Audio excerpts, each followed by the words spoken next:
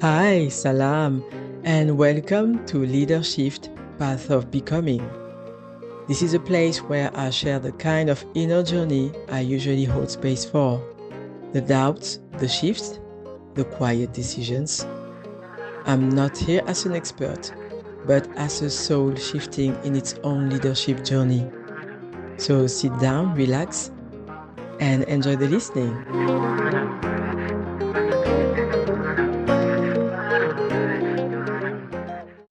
Hello, Salam Explorers. I'm putting myself out there, raw and real.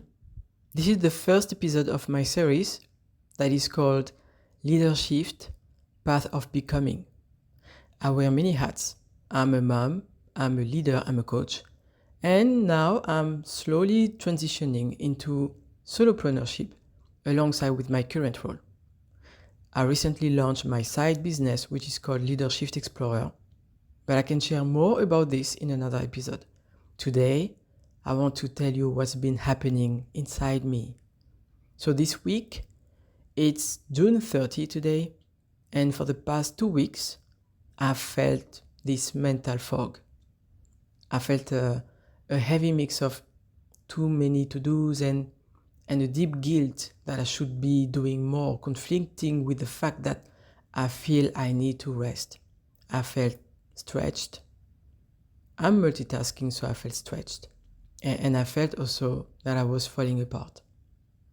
And underneath it all, the emotion that hits me the hardest is this recurring one, not feeling enough. The more I do, the more I feel like I should do more. And it's like pouring water into a glass full of holes. And this is what creates frustration. I feel really exhausted on that. I feel confused. And that's what is related with the mental fog that I referred earlier.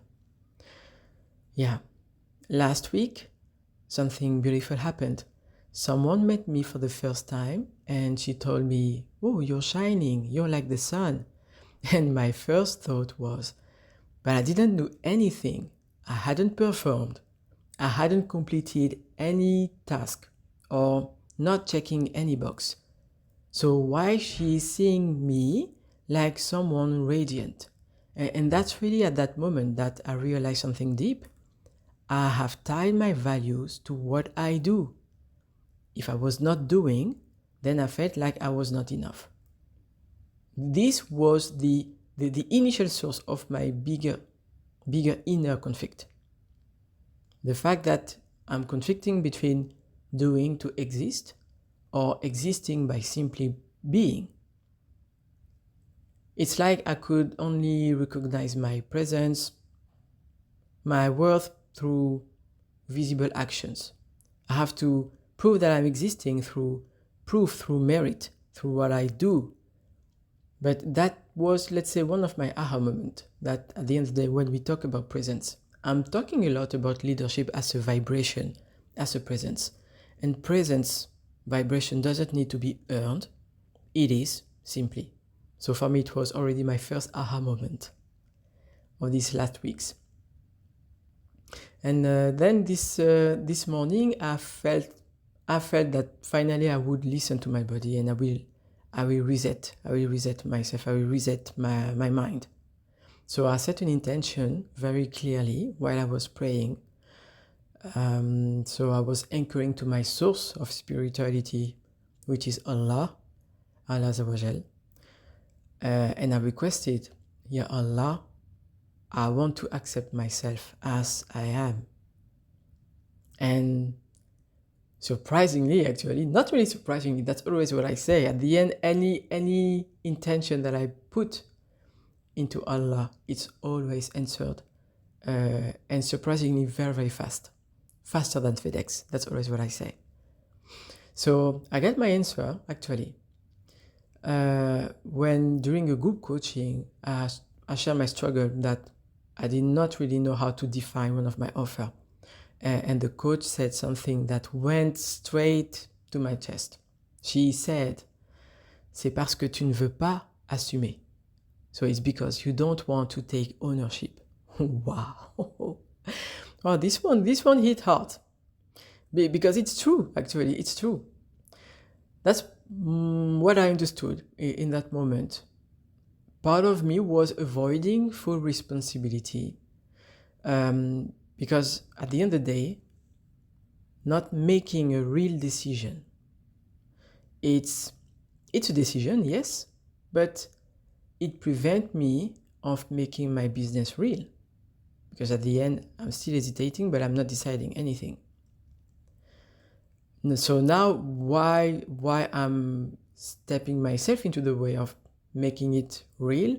Well, this is still a question that I have in mind. Probably I don't have the answer today. Maybe it's also a fear of success or a fear of failure, maybe both. But I still do have time to explore it a bit later, maybe. But at least what I retain from that is I was frustrated about not being visible. But in the meantime, I was creating my own invisibility. So it's definitely like the earlier pattern that I mentioned, defining myself by merit. But at the end of the day, it's not about being enough, it's about being accountable. And finally, yeah, definitely that was my second aha moment. It's like I stay on the edge, hoping to be seen, but I'm afraid to stand in the light. Yes, this is my aha moment actually. So I don't really know where this journey is going to lead me.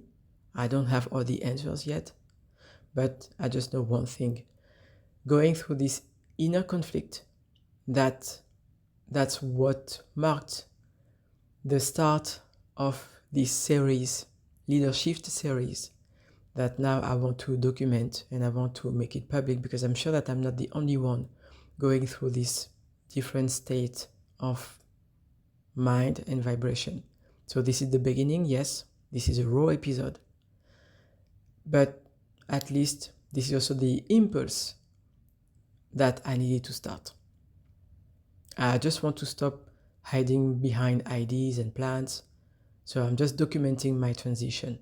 I'm not sharing a strategy, maybe sometimes I will share some advice, sometimes not. I'm just sharing what my soul is reflecting on behind this shift. Because I also truly believe that I cannot guide others through transformation if I'm not willing to walk through it myself.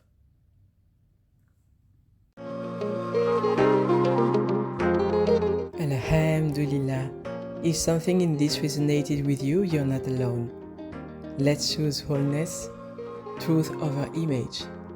Subscribe for the next layer and share it with someone who might need it too. Thank you for listening.